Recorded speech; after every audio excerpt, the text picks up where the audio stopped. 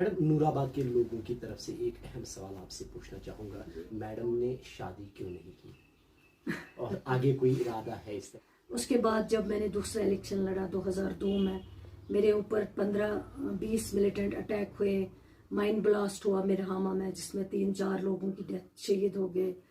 कुलगाम में हमें grenade attack हुआ जिसमें मैं खुद जख्मी हो गई, 5 लोगों की ऑन स्पॉट डेथ हो गई है।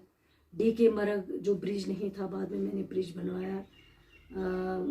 बूशी आड़ा जहाँ पे 2.5 घंटे कंटिन्यूसली फायरिंग हुई। रिजल्ट आया 90 वोट से कम मार्जिन से, मैं वो 2002 का इलेक्शन हार गई। लोगों ने उस वक्त भी मेरा इतना सपोर्ट दिया, सही में मेरे पास अल्फाज नहीं है। मैं समझती हूँ कि अगर नूराबाद के लोगों के लिए मेरा खून भी वो मांगे, मैं तैयार हूँ।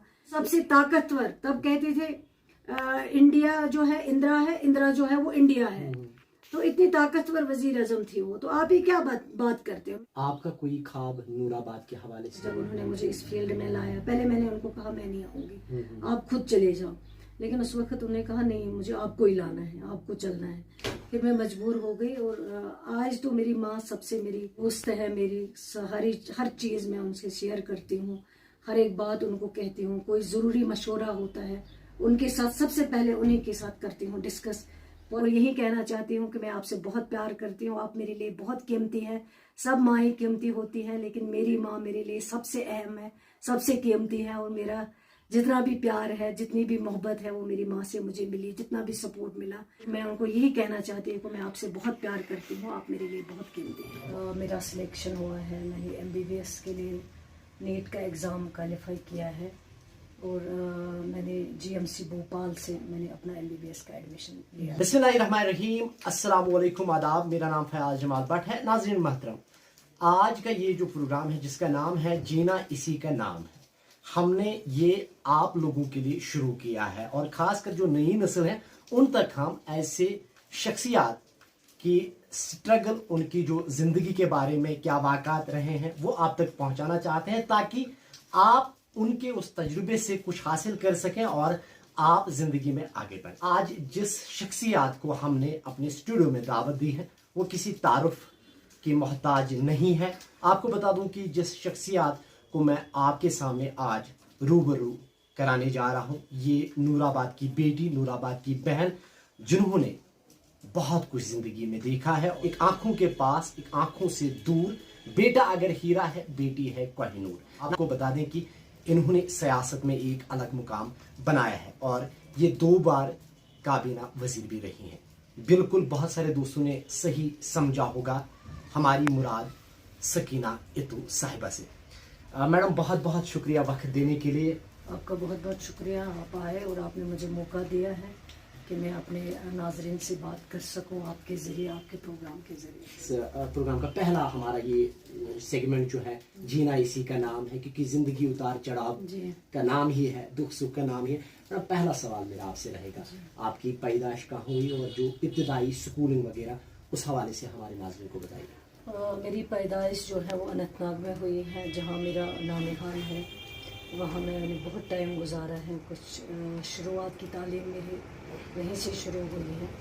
उसके बाद श्रीनगर में भी कुछ तालीम मैंने हासिल की है। उसके बाद जब हम यहाँ से चले गए, जम्मू माइग्रेंट हो गए, जब मेरे वालिद साहब एक सियासतदान थे, जब उनको यहाँ से माइग्रेशन करनी पड़ी, तब हम पढ़ ही रहे थे, स्टूडेंट थे, हमें भी यहाँ से भागना पड़ा और हम जम्मू में चले गए। वहाँ से मैंने तालीम हासिल की और उसके बाद मेरा सिलेक्शन हुआ है। मैंने MBBS के लिए नीट का एग्ज़ाम क्वालिफाई किया है और मैंने GMC भोपाल से मैंने अपना MBBS का एडमिशन लिया। ये कौन सा साल था, साल याद है? ये साल 92 था, दिसंबर 92 में मैंने अपनी MBBS की सिलेक्शन हुई थी और उसी साल मैंने GMC भोपाल से अपना फर्स्ट ईयर वहाँ से स्टार्ट की थी। जब आपके वालिद साहब की मौत वाक़या हुई उस वक्त आपकी उम्र कितनी थी? जब मेरे फादर साहब की डेथ हुई कि हम लोग सारे जो भी हम 5 बहनें हैं, सिर्फ बड़ी बहन की शादी हुई थी उस टाइम पे, बाकी हम सब पढ़ाई कर रहे थे और मैं उस टाइम MBBS ही कर रही थी, मेरा 3rd ईयर था उस टाइम। और मेरी एज जब फादर साहब गुजर गए उस टाइम 21 या 22 साल की। वालिद साहब को तकरीबन 29-30 साल को है इस दुनिया पानी से रुखसत। नई नस्ल बहुत कम जानती है, वो स्पीकर भी रहे हैं, एडवोकेट भी थे अपने दौर के। उनकी ज़िंदगी, खासकर उनकी सियासी ज़िंदगी के बारे में हमारे नई नस्ल को बता दीजिएगा। जो मरहूम वालिद साहब थे, अल्लाह ताला उनको मगफिरत करे, जन्नत में जगह दे। वो एक बहुत बड़े सियासतदान थे। पहले उन्होंने एज टीचर अपना जो है फ्यूचर, अपना कैरियर जो है वो शुरू किया था। मुझे बहुत सारे लोग कहते हैं कि उनकी यारिखा में पहले पोस्टिंग थी, वहाँ काफ़ी स्टूडेंट थे जो उनके पास पढ़ाई हासिल करते थे। उसके बाद उन्होंने एमए किया है इंग्लिश में। और उस वक्त मैं खुद हैरान होती हूँ जब मैं सुनती हूँ कि उस वक्त उन्होंने इंग्लिश में एमए किया था, जबकि कोई पढ़ाई की तरफ उस वक्त जाता ही नहीं था। बहुत सारे कम लोग थे जो उस वक्त पढ़ाई करते थे, लेकिन जब एमए करके वो अलीगढ़ मुस्लिम यूनिवर्सिटी चले गए, वहाँ से उन्होंने लॉ की डिग्री हासिल की हुई है उस टाइम। और मेरे ग्रैंडफादर जो थे, अल्लाह ताला उनको जन्नत अता करे, वो एक बहुत बड़े ज़मींदार थे, बहुत बड़े लैंड लॉर्ड थे, यहाँ माने जाते थे इस इलाके में। और जब मेरे फादर अलीगढ़ मुस्लिम यूनिवर्सिटी में कानून की तालीम हासिल करके आए, तो मेरे ग्रैंडफादर ने उनको कहा है कि अब आप लोगों की यहाँ खिदमत करो एज वकील। अच्छा। तो वो कुलगाम में कुछ देर उस टाइम मैंने सुना है वकालत करते थे, और वहाँ काफ़ी लोगों के केस वो लड़ते थे, उनकी मदद करते थे। जब यहाँ उस टाइम सुना है कि रोड कनेक्टिविटी नहीं थी, न्यामा से लोग पैदल जो है राशन लाते थे या बाकी जो चीज़ें उनको लानी होती थी। बहुत पीछे था, बहुत बिछड़ा हुआ इलाका था नूराबाद। और बस में मेरे फादर सफ़र करते थे। उस बस में मुझे किसी ने सुना है कि बहुत बार उनकी लड़ाई हो गई उस बस ड्राइवर से। वो आगे रास्ते में छोड़ देता था लोगों को, आगे नहीं लेके जाता था, पैसे भी लेता था। तो डैडी ने बहुत बार उनके साथ टकरार हुई है। तो इस तरह उन्होंने यहाँ के इश्यूज एज वकील भी देखे हैं। और बंगवाड़ जब मैं पहली बार गई उस गाँव में, लोगों ने कहा है कि आज अगर हम ज़मीनों के मालिक हैं तो वो पहले अल्लाह ताला का शुक्र है, शेर कश्मीर ने जो ज़मीनों के मालिक लोगों को रातों रात बनाए।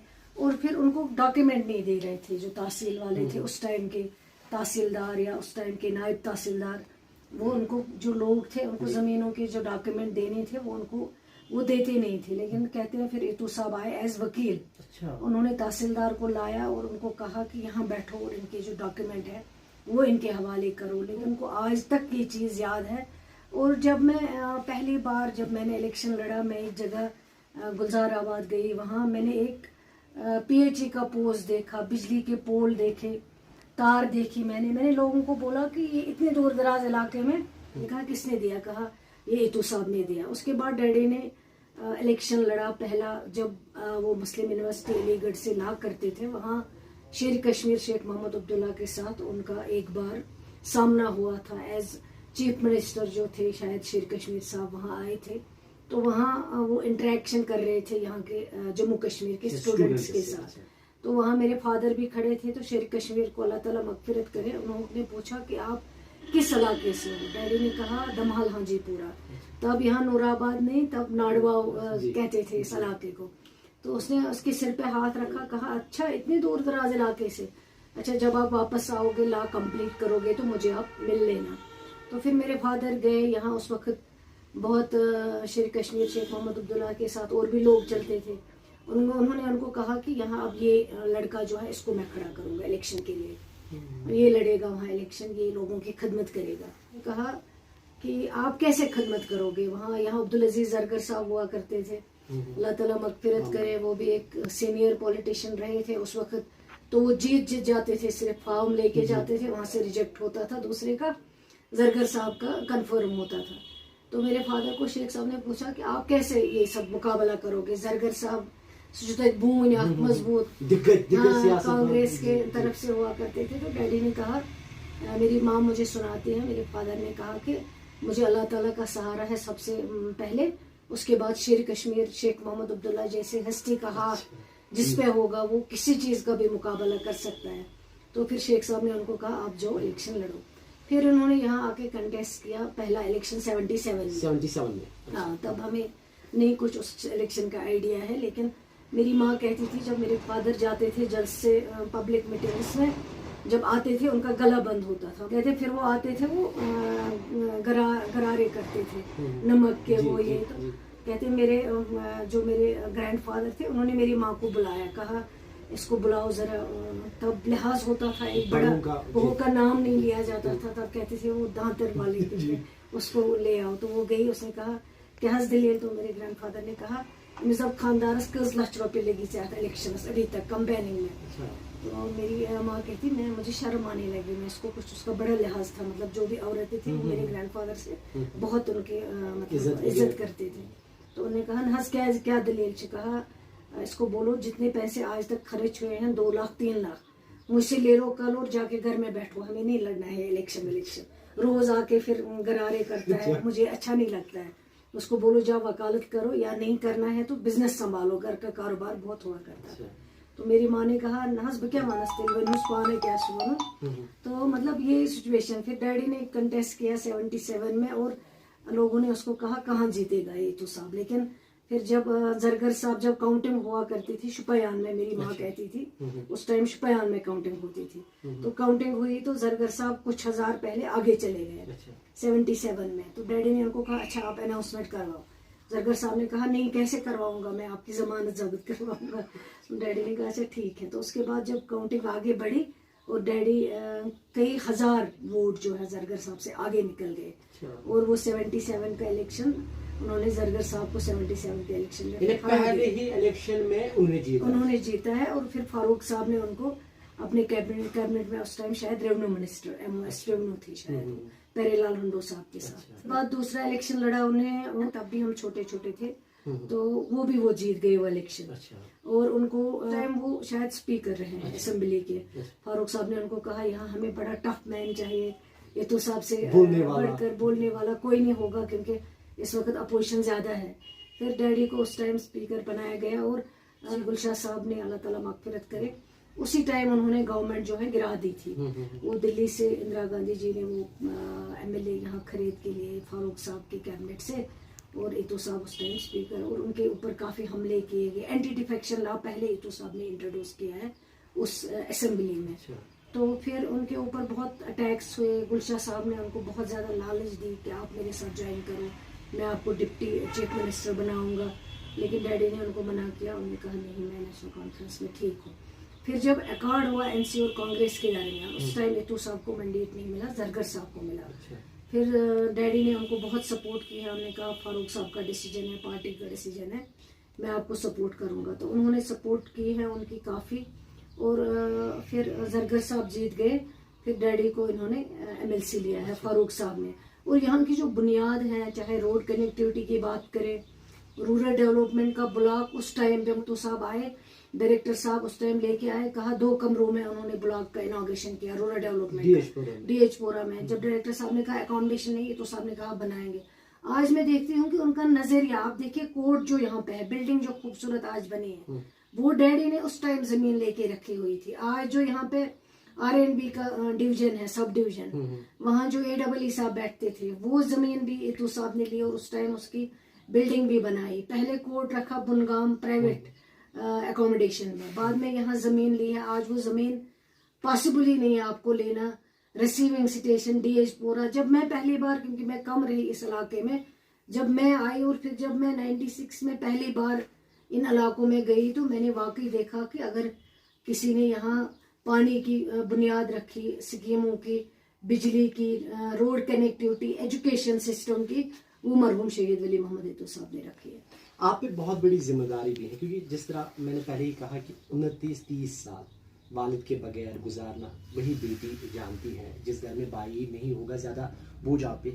क्या आपको नहीं लग रहा है कि ये जो बायोग्राफी है, बहैसियत उनकी बेटी, जिस तरह आपने नाम जिंदा रखा है, नई नस्ल तक पहुंचनी चाहिए? क्या कोई इरादा है अपने वालिद साहब की ज़िंदगी पर एक किताब? जी फयाज साहब, हम अभी हम लिख रहे हैं मरहूम इतो साहब के ऊपर एक किताब हम लिख रहे हैं। उसमें टाइम कम मिल रहा है, लेकिन 1-2 साल से मैं कोशिश कर रही हूँ। कुछ हमने लिखा है उसमें, कुछ और लिखना बाकी है। उनकी जो जिंदगी है उसमें सारा कहाँ से उन्होंने शुरुआत की है, जो उन्होंने कंट्रीब्यूशन किया है, और इस इलाके को नूराडवा से लेके नूराबाद जो इस इलाके का नाम रखवाया, वो एक बहुत बड़ा उनका कंट्रीब्यूशन है। उस पर एक किताब हम लिख रहे हैं। इंशाल्लाह वो किताब जब तैयार होगी इंशाल्लाह लोगों के सामने ज़रूर लाएंगे इंशाल्लाह। अच्छा मैडम, वालिद साहब के हवाले से भी बात करें, उनका कोई ख्वाब था नूराबाद के हवाले से जो आप चाहते हैं कि शर्मिंदा ताबीर हो? उनके तो बहुत ज़्यादा ख्वाब थे, और उनके जो ख्वाब थे वो सारे नूराबाद इलाके के लिए, यहाँ के लोगों के लिए।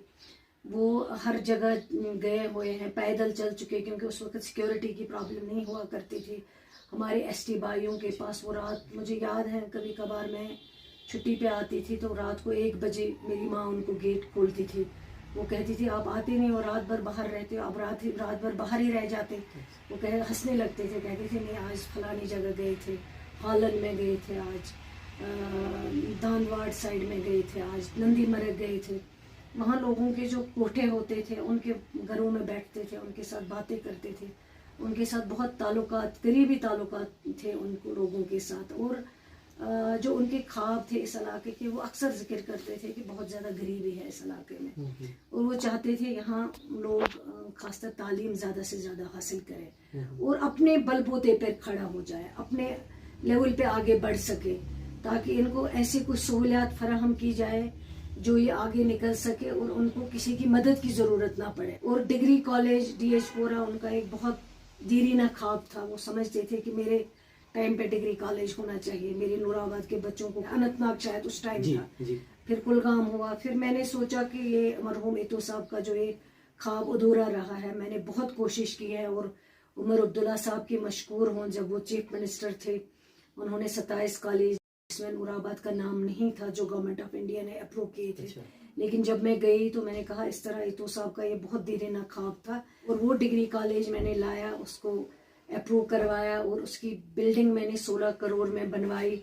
वो इनका बहुत दीरीना ख्वाब था कि यहाँ के बच्चे उस कॉलेज में पढ़े, डॉक्टर बने, इंजीनियर बने, तरक्की करें, टीचर बने। और कुल गुलाबगढ़ को चाहते थे वो कनेक्ट करना, क्योंकि वो शॉर्टेस्ट रूट है। उनको पता था कि यहाँ के लोग जाते हैं, कारोबार करते हैं वहाँ पे। और उस रोड, गुलाबगढ़ की रोड जो है, मैंने कोशिश की, उमर अब्दुल्ला साहब ने उसमें शायद 3 करोड़ 4 करोड़ रुपया उसको बनवाया था। उस गुलाबगढ़ रोड का प्रोजेक्ट 4 किलोमीटर, वहाँ से जो हमारे XMLA थे मलिक साहब, उन्होंने 4 किलोमीटर वहाँ से बनवाया। हम सोचते थे कनेक्ट हो गोल और नूराबाद के लोग आपस में, इनका काफ़ी बिजनेस है आपस में। तो लेकिन फिर इस सरकार के दौरान तो वो प्रोजेक्ट वहीं का वहीं रह गया।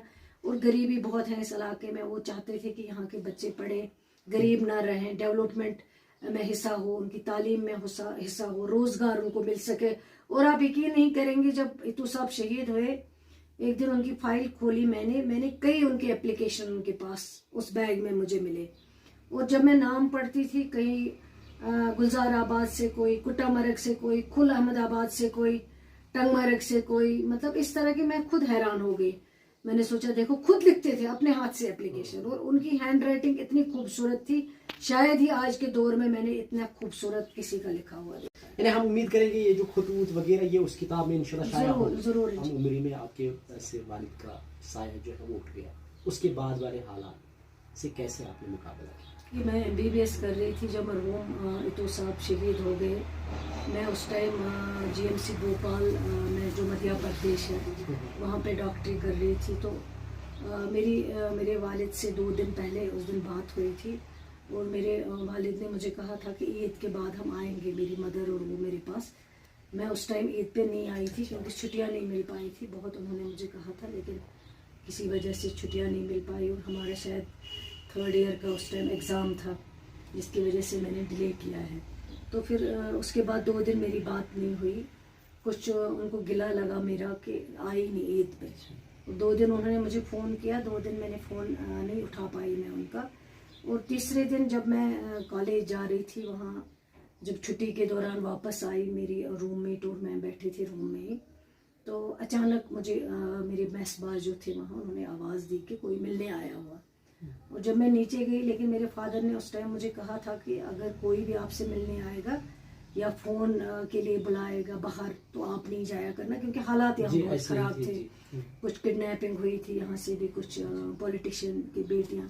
तो उसने मुझे ये बिल्कुल हिदायत दी थी। जब मैं नीचे आई तो नीचे मुझे लगा फ़ोन है शायद, तो मेरी मेज़बान ने कहा नहीं दीदी, गेस्ट रूम में कोई मिलने आया। जब मैं वहाँ गई तो वहाँ एक लेडी बैठी हुई थी, तो जिसको मैं जानती नहीं थी। तो उन्होंने कहा आप सकीना हो? मैंने कहा हाँ मैं हूँ। बोला आपको चलना है? मैंने कहा आप कौन हो? कहा मैं दिग्विजय साहब सिंह की बीवी हूँ, जो वहाँ के चीफ मिनिस्टर थे। तो मैंने कांग्रेस के दिग्गज लीडर। कांग्रेस के, हाँ। तो मैंने कहा क्यों? बोला आपकी मदर बीमार है। मैंने कहा मुझे तो नहीं, घर वालों ने फ़ोन किया कहीं। कहा नहीं, हमें मैसेज आई है तो इसलिए मुझे इन्होंने भेजा है, आप चलो एयरपोर्ट, अपना सामान पैक करो। मुझे तो पूरा कुछ समझ नहीं आया कि क्या बोल रही है। तो जब मैं वापस रूम में चली, नहीं पहले मैं वापस रूम में चली गई और रूममेट को लेके मैं बाहर गई। मैंने सोचा मैं घर वालों को फ़ोन करूँगी कि क्या बात है, क्योंकि उस टाइम मोबाइल नहीं थे, लैंडलाइन फ़ोन थे। वहाँ से फ़ोन किया घर, तो वहाँ कोई रिस्पॉन्ड नहीं कर रहा था, उठा नहीं रहा था कोई फ़ोन। तो फिर मैंने मेरे डैडी के क्लोज़ फ्रेंड थे जस्टिस अली मोहम्मद मीर साहब, हमारे बड़े नज़दीकी ताल्लुकात हैं उनके साथ, तो उनको फ़ोन किया। उनकी बेटी ने उठाया तो मैंने कहा अंकल कहाँ है? कहा वो बीमार है। मैंने कहा मेरी बात करा दो। तो उनसे मेरी बात हुई तो उन्होंने कहा, मैंने कहा इस तरह क्या मसला क्या है, मेरे घर पे कोई फ़ोन नहीं उठा रहा है। उन्होंने कहा नहीं आप आ जाओ। मैंने कहा बात क्या है? कहा माँ बीमार है आपकी। मैंने कहा आप सच बोलो। कहा मैं सच बोल रहा हूँ। तो फिर हम निकले, एयरपोर्ट पहुँचे वहाँ भोपाल एयरपोर्ट पे। तो वहाँ जब मैं जहाज़ में चली गई तो वहाँ राजेश पायलट जी, दिग्विजय सिंह साहब, वो मेरा इंतज़ार कर रहे थे। और तो मुझे कुछ समझ नहीं आ रहा था मसला क्या है। जब मैं आई तो वहाँ से जहाज़ में चल के शायद रात को 2 बजे हम दिल्ली पहुँचे। दिल्ली जब पहुँचे तो वहाँ फारूक साहब को मैंने देखा, वो खड़े थे एयरपोर्ट पे। तो उस टाइम मुझे शक हुआ कि कोई मेरे फादर के साथ कुछ हुआ है, क्योंकि फारूक साहब वरना नहीं आते, माँ बीमार होती तो डैडी आते। उस टाइम मुझे लगा कि कुछ ना कुछ हुआ है। फिर जब जम्मू पहुँचे तो जम्मू में एयरपोर्ट पे मैंने अपनी सारी फैमिली को देखा है। फिर वहाँ से पता चला है कि इस तरह मसला हुआ है, तो सब तो मिल्टन में यहाँ पे जो मैंने शहीद किया है। तो उसके बाद मैंने नहीं देखा अपने फादर को। और फिर हम आए कश्मीर, जब चले डेड बॉडी को लेके ब्राज़ूला में, डेड बॉडी के ऊपर इतनी फायरिंग हुई 2-2.5 घंटे हमें रुकना पड़ा, डेड बॉडी को रुकना पड़ा वहाँ पे। जो CRPF के लोग थे वो बेचारे भी बैठे रहे, हम भी बैठे रहे बिल्कुल दरिया के बीच में। 2-2.5 घंटे के बाद हम आए यहाँ पे। तो फिर उनके आखिरी रसूमात यहाँ पे हमने किए, लेकिन उसके बाद मेरी हिम्मत नहीं हुई कि मैं अपने फादर को आखिरी बार देख सकूँ। अल्लाह ताला उनको मगफिरत करे, यही हम कह सकते हैं। इस दौरान हौसला किसने दिया आपको? जब ये वाक़ात हुए हैं उसके बाद किसने हौसला दिया? कोई बात नहीं, आप कर सकते। सबसे ज़्यादा हौसला अगर किसी ने दिया है तो वो मेरी माँ ने दिया है। क्योंकि मेरी माँ जो है, मैं समझती थी कि एक घरेलू औरत है। मेरी माँ ज़्यादा पढ़ी लिखी नहीं है, ना वो ज़्यादा बाहर जाती है, ना वो ज़्यादा कुछ किसी से बात करती है, ना किसी के साथ ज़्यादा उसको घर से बाहर नहीं निकलती थी। मेरे फादर के टाइम पे भी ज़्यादा वो घर में करती थी काम, किचन गार्डन का काम हो या खाना खुद वो कुक अच्छी है मेरी माँ, बहुत अच्छा खाना पकाती हैं। तो सबसे ज़्यादा अगर इस दौरान मुझे किसी ने हिम्मत दी है वो मेरी माँ है, जिसने मुझे सपोर्ट दिया है। और जिसने मुझे अक्सर बेशतर, जब डैडी को शहीद किया गया है तो 15 दिन के बाद मेरी माँ ने कहा आप चले जाओ कॉलेज।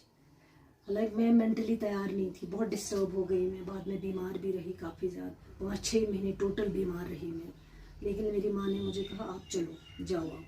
फिर मैं चली गई कॉलेज। 15 दिन के बाद, डैडी के गुजरने के बाद मैं कॉलेज चली गई 15 दिन। तो बहुत ज़्यादा डिप्रेशन रहा उसके बाद, क्योंकि मेरे फादर के साथ मेरे बहुत नज़दीकी ताल्लुकात थे। जम्मू से जाती थी तो अक्सर मेरे फादर मुझे साथ आया करते थे। और जब मैं वहाँ से आती थी तो मेरी माँ को टेंशन, वो मेरे फादर को कहते आप इसको क्यों अकेले आने देते हो? वो कहते हैं ये मेरा बेटा है, क्यों नहीं आ सकती अकेले, ये आ सकती है, आप फिक्र मत करो, वो अच्छी तरह आ जाएगी। तो बहुत अक्सर, और उनको मेरे साथ बड़ा, मुझे याद है एक दिन वो श्रीनगर आए हुए थे, मैं कॉलेज में थी, तो मेरा गला कुछ बंद हो गया। अक्सर हमें जब ज़्यादा बातें करते हैं तो गला बंद हो जाता है। तो मुझे फादर का फ़ोन आया जब मैं चली गई मेस में, तो मैंने फ़ोन अटेंड किया। मेरे फादर श्रीनगर में थे। कहा आप क्या हो आपको? मैंने कहा कुछ नहीं, क्या हो, मैं ठीक हूँ। कहा नहीं आप बीमार हो। मैंने कहा नहीं हूँ मैं बीमार, थोड़ा सा गला ख़राब है, ठंडा पानी या कुछ पिया था तो, या कहीं पे लेक्चर वेक्चर दिया था कॉलेज में, वहाँ उस वजह से मेरा गला ख़राब है, बाकी कुछ नहीं है। कहा नहीं बता दो। और दूसरे दिन सुबह मेरा मेसबाई, जब मैं कॉलेज के लिए तैयार हो रही थी, मेरा मेसबाई मुझे आवाज़ दे रहा, सकीना दीदी। मैं जब नीचे आई मैंने कहा क्या है? कहा आपके फादर आए हुए हैं। जब मैं गेस्ट रूम में गई तो वो बैठे हुए थे, मैंने उनको देखा, मैंने कहा आप कैसे आ गए? कहा रात को फ़ोन किया तो आप बीमार थी, सुबह की फ़्लाइट पकड़ी मैंने श्रीनगर से, दिल्ली तक, दिल्ली से यहाँ की फ़्लाइट पकड़ी। मुझे डर हुआ, मुझे लगा आपकी तबीयत ठीक नहीं है। मैंने कहा आप देखो मैं बिल्कुल ठीक हूँ, मैं कॉलेज जा रही थी।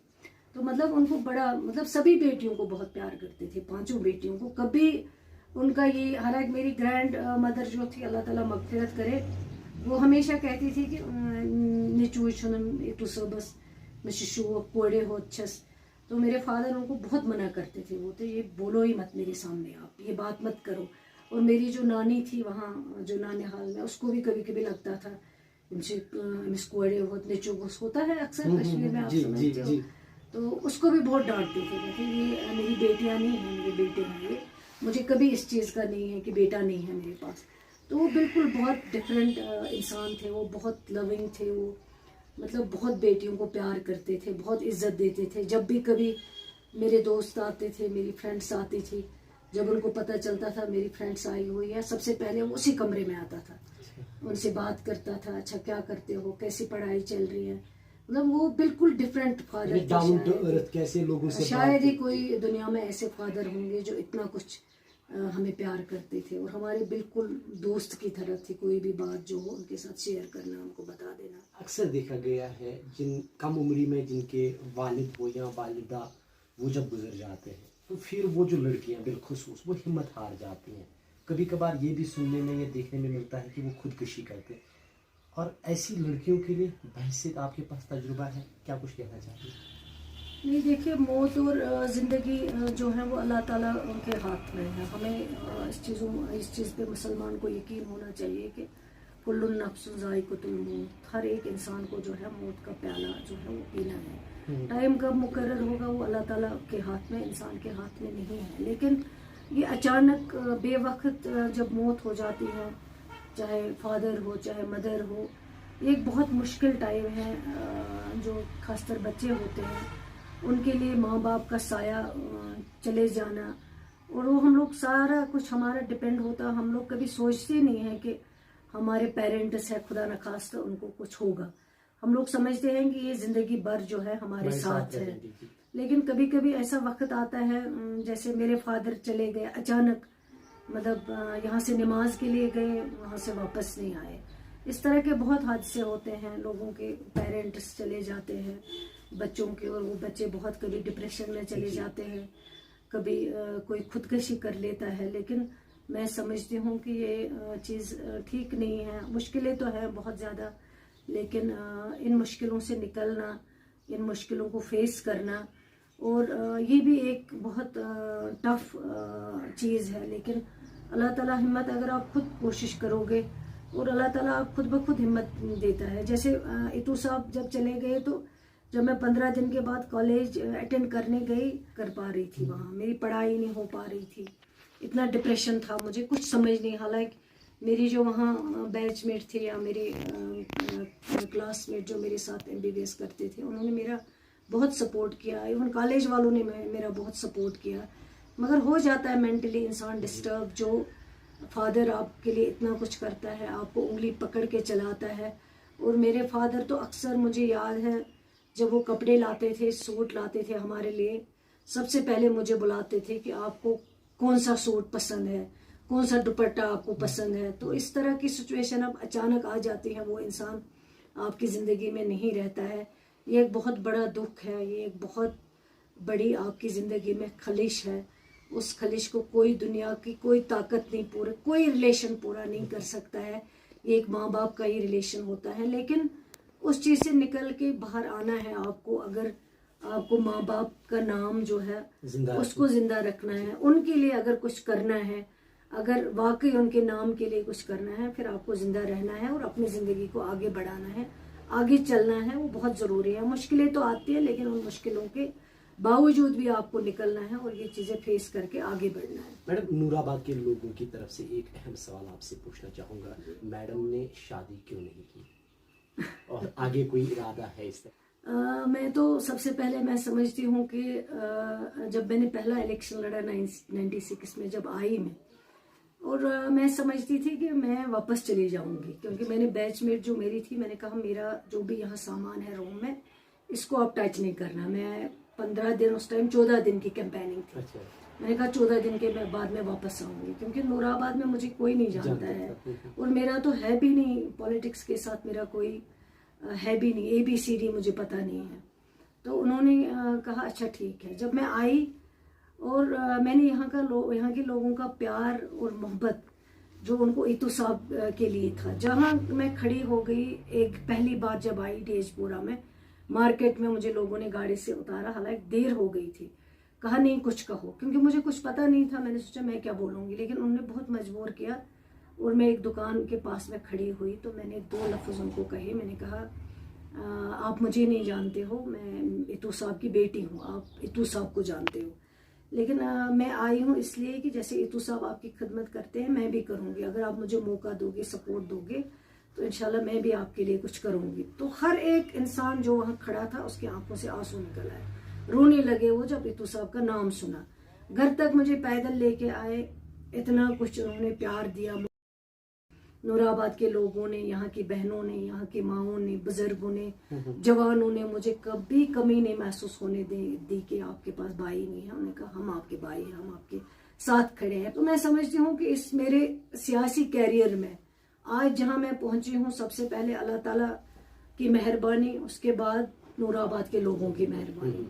तो इस तरह की मोहब्बत शायद मैं सब कुछ बुला सकती हूँ उनकी इस मोहब्बत के लिए। यही मुझे हिम्मत देता है कि मैं काम कर सकूं। जहां तक शादी का सवाल है, ये तो एक बहुत ज़रूरी चीज़ है, हम इसको नकार नहीं सकते हैं, लेकिन इतने बिजी कैरियर में रहे, कई सारे प्रपोजल्स आए, बहुत सारे लोगों ने प्रपोजल भेजे, लेकिन जब मैं लोगों के साथ मतलब चलती थी, लोगों के साथ बिजी रहती थी, मुझे इन चीज़ों के लिए टाइम नहीं था कि मैं इस पे सोचूं। क्योंकि मुझे लगता था कि अगर मैं इस पे सोचूं कि मैं शायद लोगों के लिए कुछ कर नहीं पाऊंगी, मैं शायद लोगों के साथ इंसाफ नहीं कर पाऊंगी। क्योंकि अगर आप शादीशुदा हो तो आप सारा टाइम आप कॉन्स्टिट्यूंसी को नहीं दे सकते, लोगों को नहीं दे सकते हो। आपको मजबूरी है कि आपको कुछ टाइम, ज्यादा टाइम फिर अपने लिए भी निकालना है। जो आपका पार्टनर हो वो कभी कभार ऑब्जेक्शन कर सकता है कि आप इतने जाते हो, फिर 2 दिन वापस आते हो, फिर दिन भर बाहर रहते हो, 9 बजे रात को आते हो लोगों के बीच में से। 9 बजे भी यहाँ लोग होते हैं, अक्सर 11 बजे तक लोग होते हैं। मेरी माँ मुझे कहती है, मेरी बहनें कहते हैं कि हम आपके कमरे में आते हैं, यहाँ बैठने का कोई फायदा नहीं है, क्योंकि आप हमारे साथ बात नहीं करते हो, अच्छी सिर्फ फोन आसन हेलो तो हेलो, आप उसी में बिजी रहते हो। और फिर वो कभी कभी नाराज होके उठ जाते हैं, चले जाते हैं मेरे रूम से। अच्छा बेसुकुनी जन कार से ये क्या फायदे। तो इस तरह की सिचुएशन में शादी करना शायद मुझे लगा कि मुनासिब नहीं है, क्योंकि मैं शायद इंसाफ नहीं कर पाऊंगी अपने प्रोफेशन के साथ। और मैं समझती हूँ कि पॉलिटिक्स एक सोशल वर्क है, आप जितना कंट्रीब्यूट करोगे, आप जितना कर सकते हो, आप लोगों के लिए करो। और मैं समझती हूँ कि मैंने अपने आप को वाकिफ किया है लोगों के लिए। मैं उनको कहती हूँ जब भी मेरी जरूरत होगी मुझे आप आवाज दे दो। मुझे कोई शौक नहीं है, मेरे पास अल्लाह ताला का दिया हुआ सब कुछ है। अगर मैं डॉक्टर होती तो मैं पैसा कमा लेती जितना कमाना हो। आज मेरे रूममेट कोई डायरेक्टर है, कोई मेडिकल सुपरिटेंडेंट है, कोई CMO है, कोई फॉरेन कंट्री में ज्यादा मेरे दोस्त हैं सारे, वहां पे बहुत पैसा कमाते हैं, वहीं पे सेटल हो गए हैं। अगर मेरा ये शौक होता तो फिर मैं पॉलिटिक्स नहीं करती, फिर मैं डॉक्टरी करती। शुरू में मैंने कहा था अपने फैमिली को, अपनी माँ को कि मैं नहीं आऊंगी पॉलिटिक्स में, मुझे आप डॉक्टरी करने दो। इसके लिए मैंने बहुत मेहनत की और मेरे फादर का ख्वाब यही था कि मैं डॉक्टर बनूं। बहुत सारी तकरीरों में हाँ, वो हमेशा चाहते थे कि यहाँ डेजपुरा की बहनें जो आती हैं मर्द डॉक्टर को नहीं दिखाती है, मेल डॉक्टर को नहीं दिखाते, उनको फीमेल डॉक्टर चाहिए। और वो हमेशा मुझे कहते थे मेरा शौक है कि आप डॉक्टर बनो और यहाँ डेजपुरा में बैठो, बहनों की यहाँ खिदमत करो। लेकिन वो शौक, वो सारी चीजें मुझे फिर छोड़नी पड़ी। और ये भी बहुत जहनी तकलीफ थी मेरे लिए, जिस प्रोफेशन के लिए मैंने इतनी मेहनत की, रात दिन इकट्ठा किया कि मैं डॉक्टर बन जाऊं, और वहां तक पहुंचने के बाद फिर उसको छोड़ना, ये तो बजाज खुद एक मुझे लगता है कि अपने आप के साथ नाइंसाफी है। तो यही वजह है कि अभी तक मैंने शादी नहीं की। आगे देखते हैं अल्लाह ताला को क्या मंजूर होगा, तो जब इंशाल्लाह लिखा होगा, ये सारे अल्लाह ताला के फैसले होते हैं, इंसान के हाथ में नहीं होते हैं। तो जब भी अल्लाह ताला ने लिखा होगा इंशाल्लाह आगे कुछ अच्छा ही होगा। मैडम, नूराबाद के लोगों ने आपका बहुत साथ दिया और 2 बार काबीना वजीर भी आपको बनाया है, क्या कुछ कहना चाहेंगे लोगों को? मैं तो हमेशा कहती हूँ, सबसे पहले मैं अल्लाह ताला की बहुत शुक्रगुजार हूँ। शायद मैं इतने सारे लोग होते हैं, काबिल होते हैं, वो यहाँ तक नहीं पहुँच पाते। मैं शायद इतने भी अपने आप को इस काबिल नहीं समझती हूँ। ये अल्लाह ताला की मेहरबानी है। और लोगों ने जितना मुझे सपोर्ट दिया, 96 में पहले इलेक्शन लड़ा, जिता दिया मुझे। फारूक अब्दुल्ला साहब ने मुझे अपनी बेटी की तरह उंगली पकड़ के पॉलिटिक्स सिखाई है, मुझे MOS बनाया। उसके बाद जब मैंने दूसरा इलेक्शन लड़ा 2002 में, मेरे ऊपर 15-20 मिलिटेंट अटैक हुए, माइन ब्लास्ट हुआ मिरहामा में, जिसमें 3-4 लोगों की डेथ, शहीद हो गए। कुलगाम में हमें ग्रेनेड अटैक हुआ, जिसमें मैं खुद जख्मी हो गई, स्प्लिंटर लगे दोनों टांगों में। 15 दिन में मेडिकल इंस्टीट्यूट सोवरा में एडमिट थी। मेरे साथ हज़ारों लोग जख्मी हुए, 5 लोगों की ऑन स्पॉट डेथ हो गई है। DK मरग जो ब्रिज नहीं था, बाद में मैंने ब्रिज बनवाया। बूशी आड़ा, जहाँ पे 2.5 घंटे कंटिन्यूसली फायरिंग हुई। एक CRPF का जवान जो हमारा भाई था, वो शहीद हो गया वहाँ पे। इसी तरह यहाँ पे घर पे मेरे कई अटैक हुए हैं। तो लगभग 15 के 20 के, और उस 2002 में मुझे लोगों ने कहा घर आके अब आप बाहर मत निकलो, हम निकलेंगे, हम आपको वोट डालेंगे, हम आपको जिताएंगे, आप मगर आज के बाद नहीं निकलना। और नहीं निकली तो, लेकिन जब रिजल्ट आया 90 वोट से कम मार्जिन से, मैं वो 2002 का इलेक्शन हार गए, अब्दुल अजीज जरगर साहब जीत गए। उसके बाद मेरी पार्टी ने मुझे MLC बनाया। उन्होंने कहा नहीं सकीना, ये तो कम मार्जिन से हारी है, हमारा क्राइटेरिया यही है कि हम कम मार्जिन वाले को बनाएंगे। और उन्होंने मुझे बनाया, और मैंने वो 3 साल भी लोगों की बहुत खिदमत की। उस वक्त मेरी माँ ने कहा अब मत लड़ो आप इलेक्शन, ये 2008 का, आप MLC हो अभी 6 साल, आपको क्या ज़रूरत है। मैंने कहा ऐसे थोड़ी होता है कि ज़रूरत नहीं है, ज़रूरत तो मुझे कुछ भी नहीं है, अल्लाह ताला दिया हुआ सब कुछ है। लोगों की ज़रूरत है, लोगों के लिए लड़ना है, लोगों के पास जाना है। 2008 का इलेक्शन लड़ा, जरगर साहब मिनिस्टर थे, कैबिनेट मिनिस्टर, बहुत टफ मुकाबला था, बहुत मुश्किलें थे, लेकिन लोगों ने उस वक्त भी मेरा इतना सपोर्ट दिया। सही में मेरे पास अल्फाज नहीं है। मैं समझती हूँ कि अगर नूराबाद के लोगों के लिए मेरा खून भी वो मांगे, मैं तैयार हूँ। मेरी ज़िंदगी सब उनके लिए है। जब कभी भी वो मुझे आजमा के देखे कि मुझे कभी झिझक नहीं होगी। और 8 में मुझे जिता दिया, जबकि सब लोग कहते हैं जरगर साहब है, 3rd जनरेशन के साथ लड़ रहे हैं। पहले मेरे ग्रैंडफादर के साथ, फिर मेरे फादर के साथ, फिर मैं इट्टू साहब की बेटी, उनके साथ कंटेस्ट कर रहे थे, जिताया। उसके बाद 2014 में सभी पार्टी इकट्ठे हुए, 1 वर्सेस ऑल, इंडिपेंडेंट भी, PDP भी, कांग्रेस भी, बाकी सारे। फिर भी मुझे लोगों ने 26-27 हजार वोट दिए। इतना अच्छा वोट जो है वो हासिल किया मैंने। और 14 से लेके आज तक हम लोग जो चलते रहे, पैदल चले, लोगों के पास गए, मुश्किलें बहुत झेली। कहीं पे मुश्किल टाइम आया, जब 19 आया, बहुत टफ टाइम आया, जब 370 चला गया, 35A चला गया, हम लोग नजरबंद हो गए, घरों से बाहर जाने की इजाजत नहीं थी, लोगों से मिलने की इजाजत नहीं थी। तब भी जब मैं बाहर आई, लोग मेरे पास आए, मुझे हिम्मत दी, मुझे सपोर्ट दिया। और कई लोग मेरे पास चक लेके आए, यह चक तो मास्टर इनके जरूरत, अल्लाह गवाह है। मैंने कहा नहीं, मुझे जरूरत नहीं है, आप लोग इतना प्यार करते हो।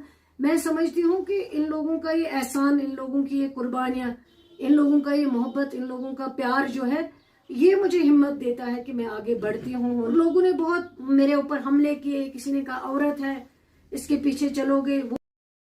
लेकिन मैं समझती हूँ सियासत और ये जो मजहब है, ये आपस में लिंक है हमारा। हजरत खतीजा का अगर आप जिक्र करेंगे, वो सबसे ज्यादा कामयाब जो बिजनेस वो हजरत खतीजा थी। तो इसलिए उन लोगों ने मेरे ऊपर बहुत हमले किए, लोगों को बताया है क्या चुप्पाकन लेडी पथ। लेकिन मैं शुक्रगुजार हूँ उन लोगों की। उन्होंने ठुकराया, उन्होंने कहा आप क्या बात करते हो, लेडी है, हमारी बहन है, हमारी बेटी है, क्या हमारी बेटियां नहीं पढ़ती हैं, डॉक्टर नहीं बनती है, इंजीनियर नहीं बनती। बेनजीर भुट्टो हमारे जो मुस्लिम मेजॉरिटी कंट्री है, वहां की वजीर आजम नहीं बनी। हमारी यहाँ हिंदुस्तान की वजीर आजम श्रीमती इंदिरा गांधी, जो सबसे ताकतवर, तब कहते थे इंडिया जो है इंदिरा है, इंदिरा जो है वो इंडिया है। तो इतनी ताकतवर वजीर आजम थी वो। तो आप ही क्या बात करते हो। मेरे मुखालिफों को जब कुछ नहीं था, वो यही लोगों को बोलते थे। लेकिन उस चीज से भी हम निकल आए, वो सिर्फ लोगों की मेहरबानी की वजह से। और मैं नूराबाद के लोगों को यही कहना चाहती हूँ, DH-4 आपका कंस्टिट्यूंसी का नाम है, कि सकीना ये तो इंशाल्लाह हमेशा आपके लिए खड़ी है।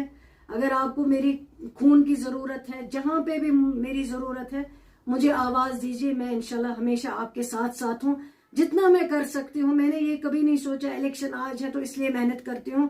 पिछले 10 साल से मैं इलाके में हूँ, लोगों के साथ हूँ। और लोग निकलते हैं, जब कहीं मैं जाती थी गाड़ी सासा जमा घूम, मैं खुद हैरान होती थी ये गाड़ियां आई कहाँ से, लोग इतने आए कहाँ से। और मैंने पैसा नहीं दिया, लोग खुद अपनी जेब से पैसा देते थे, मेरे प्रोग्रामों में शमूलियत करते थे।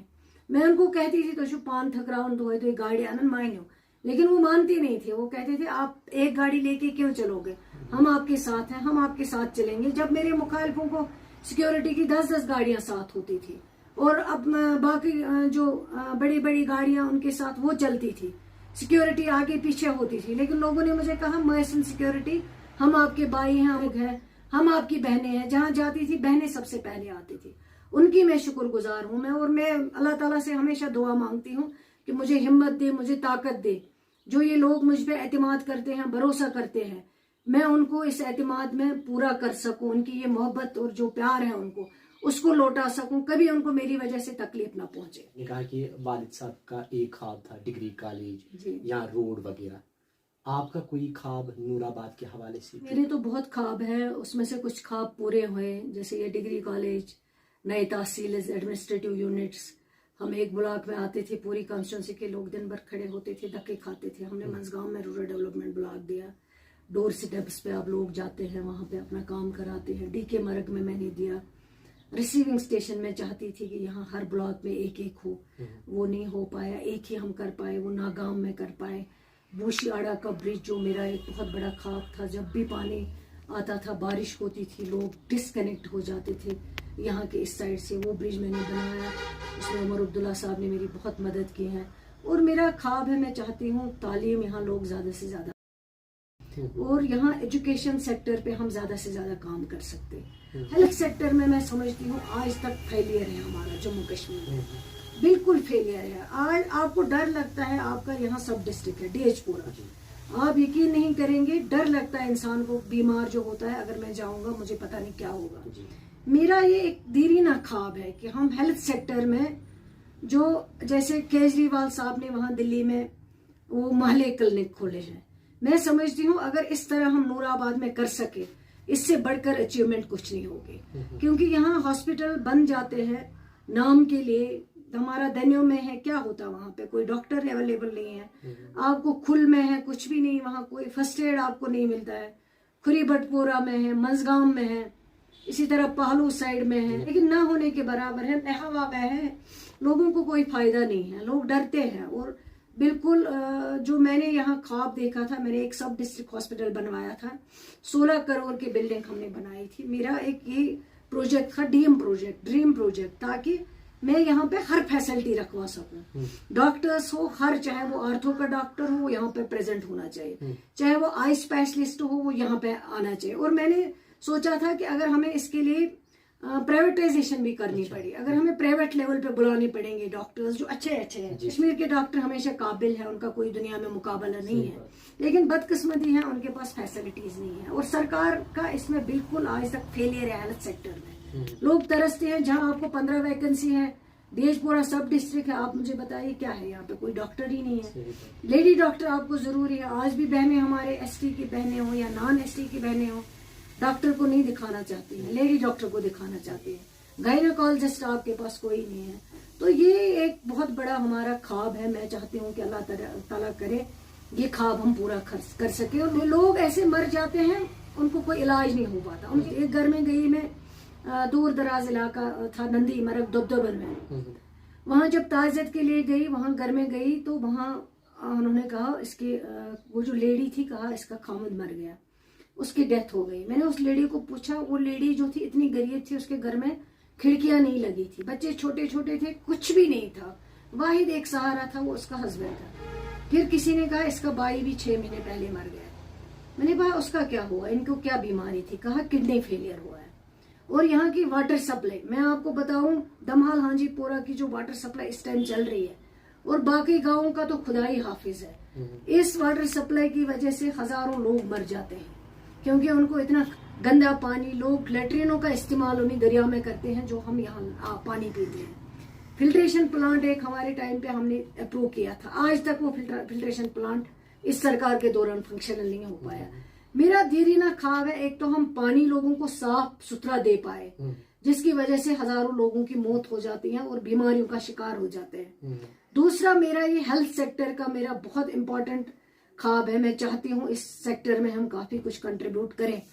और एजुकेशन सेक्टर, रोड कनेक्टिविटी तो ऑलरेडी मेरे टाइम पे 136 गाँवों में है, और मैं चाहती हूँ कि रोजगार हम ज्यादा से ज्यादा लोगों तक पहुंचाए। हमारी बहनें हैं जो करते हैं, तिल्ला का काम करते हैं, सूजने काम शीम करन, आंखें उनकी अंधी हो जाती हैं बेचारे, लाइट कम हो जाती है, लेकिन मिलता क्या है उन प्रोजेक्ट्स में।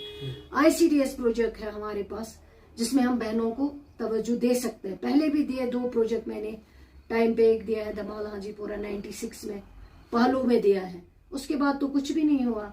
हम चाहते हैं हमारी बहनें सिर्फ खाना पकाने के लिए नहीं है, उनको सिर्फ आप बेहतर कुक ना समझो, उनको और भी काम है समाज में जो वो कर सकती है। इसके लिए हम चाहते हैं छोटे छोटे यूनिट हो, उनको लोन, और वो भी कम इंटरेस्ट पे, या वो लोन उनको माफ किया जाए। उस तरह हम चाहते हैं कि लोग तरक्की करें, बहनें तरक्की करें, हमारे बुजुर्ग तरक्की करें। नौजवान जो हमारा है वो फ्रस्ट्रेट है, डिप्रेशन में है, पढ़ा लिखा है लेकिन आगे कोई सहारा नहीं है, इतनी बेरोजगारी है, इतनी महंगाई है। वो सोचता है कि मैं क्वालिफाइड हूँ लेकिन मेरे पास कोई वसाइल नहीं है, कुछ कर नहीं पाता है बेचारा, डिप्रेशन में। आज ड्रग एडिक्ट, हमारे नौजवान आज ड्रग एडिक्ट हैं सब ज्यादातर। तो और आप देखिए गाँव में अगर मिसाल लेंगे, कितने सारे बच्चे हैं जो ड्रग्स का इस्तेमाल करते हैं, क्योंकि उनको डिप्रेशन है, पूछने वाला कोई नहीं है। इसमें हम कुछ कर सके। और मेरा ये ख्वाब है, मैं चाहती हूँ इस बार जो सरकार आए नेशनल कॉन्फ्रेंस की, वाकई वो लोगों की सरकार हो और लोगों के लिए वो काफी कुछ कर सके।